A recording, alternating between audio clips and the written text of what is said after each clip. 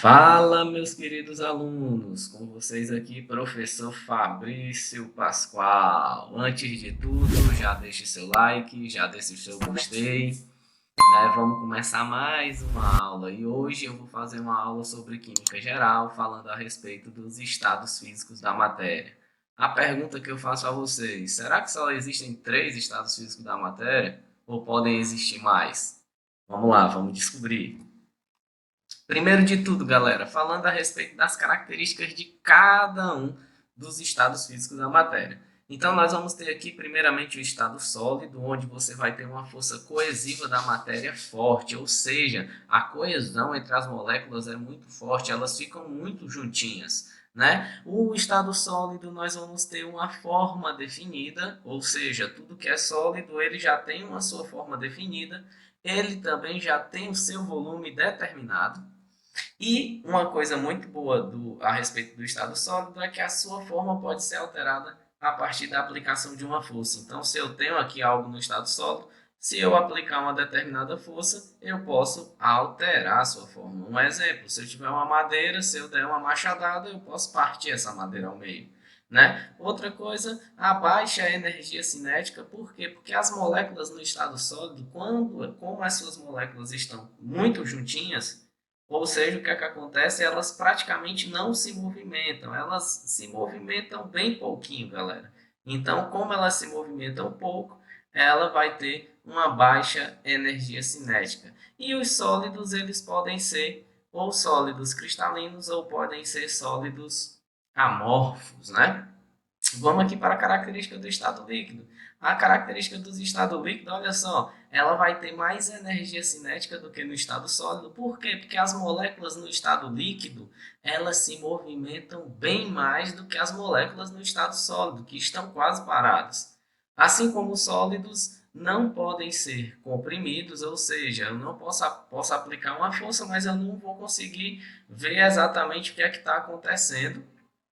A forma deles é uma forma indefinida e as partículas tendem a ser mantidas pela interação molecular fraca, ou seja, o que é que acontece? As moléculas no estado líquido, elas estão próximas umas das outras, então, mas o que é que acontece? A interação molecular entre elas não é uma interação molecular forte como a do sólido, tá? Ela já é uma interação intermolecular bem mais fraca.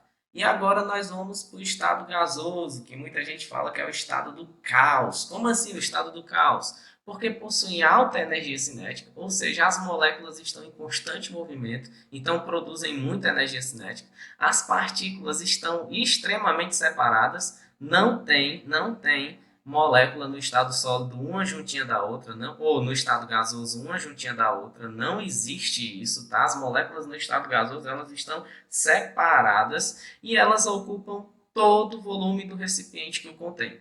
Ou seja, se você está numa sala fechada, o gás oxigênio que está naquele local, ele está ocupando todo o volume daquela sala. Tem energia cinética suficiente para superar as forças intermoleculares que mantêm o sólido e o líquido junto. Ou seja, elas têm tanta energia que elas não conseguem ficar paradas e, no caso, elas vão fazer o quê? Elas vão sair, né? As moléculas do estado sólidos, elas estão bem aprisionadinhas. Na molécula do estado líquido, ela já está separada, mas não está totalmente. Mas como a molécula do estado gasoso, ela tem uma alta energia cinética, ela consegue superar essa força que se mantém junto às moléculas. Ou seja, elas saem, elas vão embora. No caso, elas se espalham perfeitamente. Isso é um dos vários motivos que a gente tem que o gás ele tende a se espalhar muito bem, né, pelo ambiente. Resumindo, o estado. Vamos começar pelo estado sólido aqui embaixo. O estado sólido ele tem volume definido, ele tem forma definida e a compressibilidade dele é uma compressibilidade baixa, não consigo comprimi-lo. A gente vai ter aqui o estado líquido, o volume dele é definido, porém a forma dele é a forma do recipiente e a compressibilidade dele é uma compressibilidade média. Já o estado gasoso, ele vai ter o volume do recipiente que o contém, porque ele ocupa todo o volume. Ele vai ter a forma do recipiente que o contém e a compressibilidade dele é alta. Eu consigo observar muito bem a compressibilidade, que no caso vai ser eu fazendo uma pressão. Outra coisa aqui a respeito da forma do recipiente. O líquido, se eu coloco ele dentro de um copo, ele vai ter a forma de um copo. Se eu coloco ele dentro de uma garrafa, ele vai ter a forma de uma garrafa.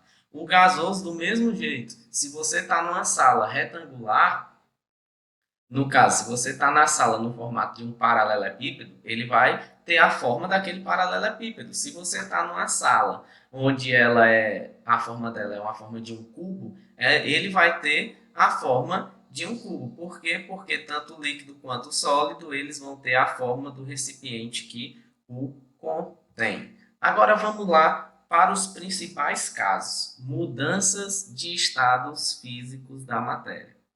Então vamos lá. Primeiro nós vamos ter aqui um diagrama onde eu tenho o estado sólido, o estado líquido e o estado gasoso. E vamos começar pelas mudanças.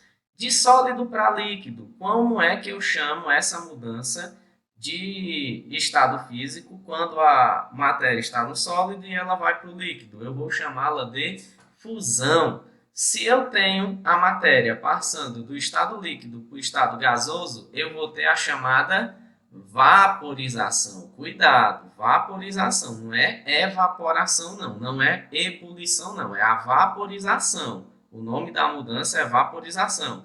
E se eu tenho a passagem do estado sólido para o estado gasoso, sem passar pelo estado líquido, olha só, ele passa do sólido para o estado gasoso, sem passar pelo estado líquido. Eu vou ter a chamada sublimação.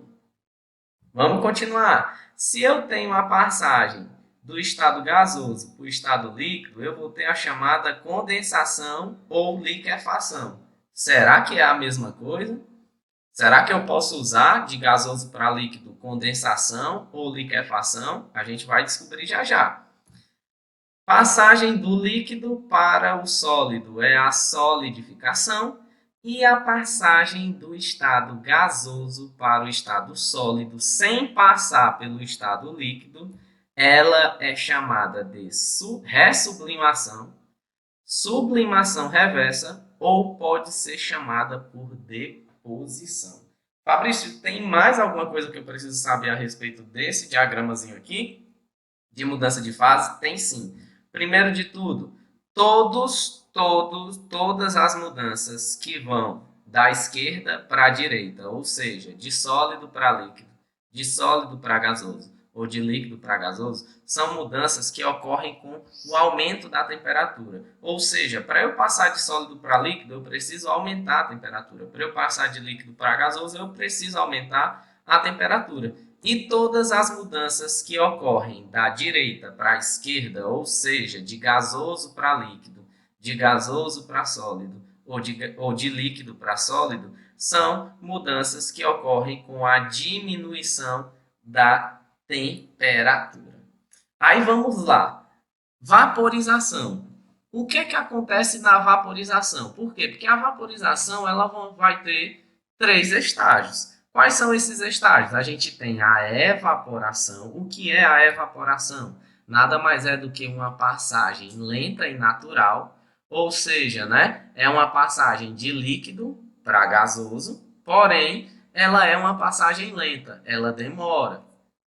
Nós vamos ter a ebulição, que é uma passagem rápida, e nós vamos ter a calefação, que é uma passagem instantânea. Vamos lá para os exemplos. Uma passagem lenta e natural. Um exemplo aqui, uma roupa no varal. Quando você tem uma blusa que você lavou, você colocou no varal, ou seja, demora um pouquinho para ela enxugar. Por quê? Porque o que está acontecendo lá? Uma evaporação. Está passando de líquido para gasoso, mas ela está ocorrendo naturalmente. Então, ela demora ali 2 horas, 3 horas, vai depender do calor e vai depender também do vento, A ebulição já é uma passagem rápida, ela já ocorre quando eu estou fervendo a água. né? Então, quando eu começo a ferver a água, começa a surgir aquelas bolinhas, ou seja, está ali passando água do estado líquido para o estado gasoso, só que está passando bem mais rápido do que aqui na evaporação. E a calefação é uma passagem instantânea. Um exemplo de calefação que eu posso dizer aqui para você é quando você goteja, né, água sobre uma superfície muito quente. O que é que acontece? Vai acontecer exatamente aquele barulhinho. O que é aquele barulhinho? São as moléculas de água que estão passando instantaneamente do estado líquido para o estado gasoso, muito rápido.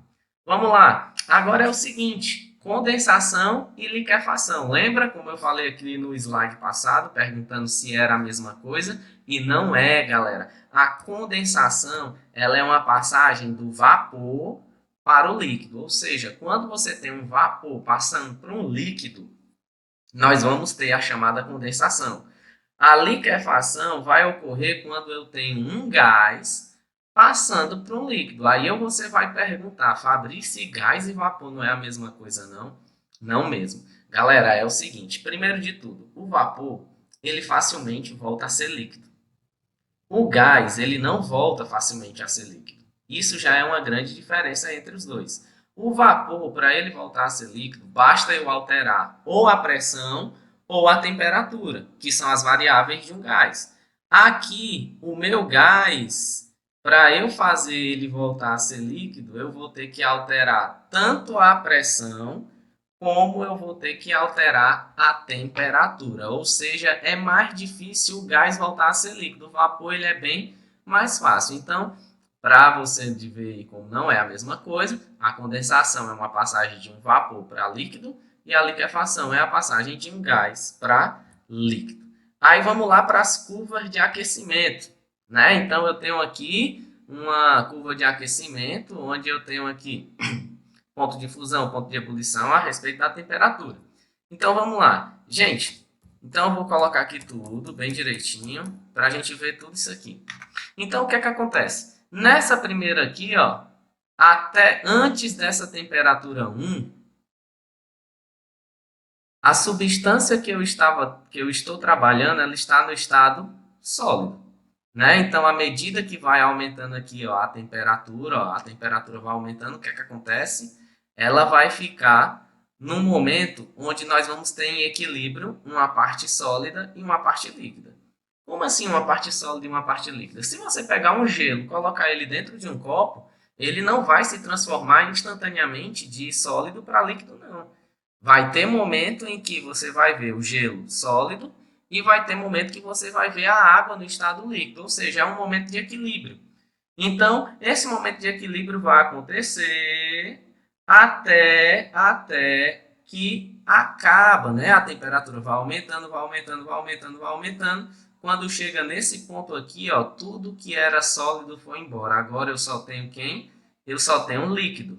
E à medida que essa temperatura vai aumentando, aumentando, aumentando, aqui eu vou chegar no equilíbrio, onde eu vou ter uma parte líquida e é onde eu vou ter uma parte gasosa. E aí a temperatura vai aumentando, vai aumentando, aumentando, aumentando e vai chegar um momento em que a parte líquida vai embora e a partir desse momento eu só tenho gás. Então, esse pontinho aqui, que é quando a molécula começa a passar do estado sólido para o estado líquido, a gente chama ele de ponto de fusão, tá? E esse pontinho aqui, que é quando a molécula começa a passar do estado líquido para o estado gasoso, nós vamos chamá-lo de ponto de ebulição. Agora, a pergunta que eu faço para vocês. Quantos estados físicos a matéria realmente tem? Só tem 3? Tem 5? Tem 10? Tem 15? Tem 17? Então, vamos lá.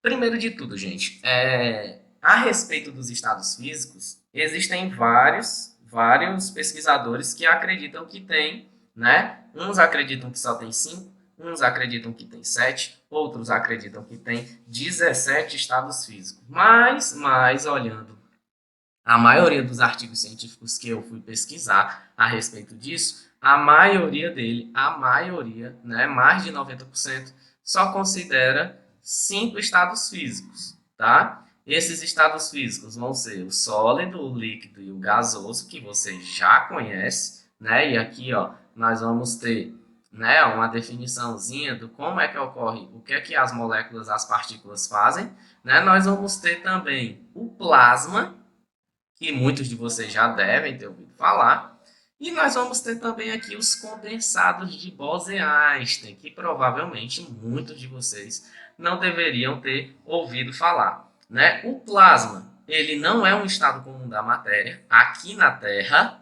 mas ele pode ser o estado mais comum da matéria no universo. Ou seja, o plasma consiste em moléculas altamente carregadas com energia cinética extremamente alta. Um exemplo dos plasmas são as estrelas, que são, né, bolas de plasmas superaquecidas. Então, esse plasmazinho aqui, né, você já deve ter ouvido falar em algum lugar. E agora a gente vai para os condensados de Bose-Einstein. Também é conhecido como luz líquida.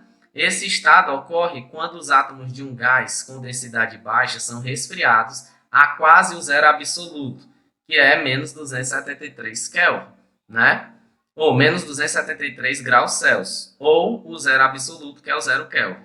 E elas se agrupam para formar um estado quântico altamente denso. Nessa temperatura extremamente baixa, o movimento molecular praticamente para. E essa aqui foi uma pesquisa que eu peguei da Unifesp, né? E aqui quem fez essa arte foi a Ângela Cardoso Braga. Vamos lá. Coloquei aqui falando a respeito do que é o plasma, e eu já falei o que era o plasma no slide anterior, então aqui eu vou deixar só um textinho aqui para vocês poderem até dar uma lida depois. E eu coloquei aqui um vídeo muito interessante a respeito dos condensados.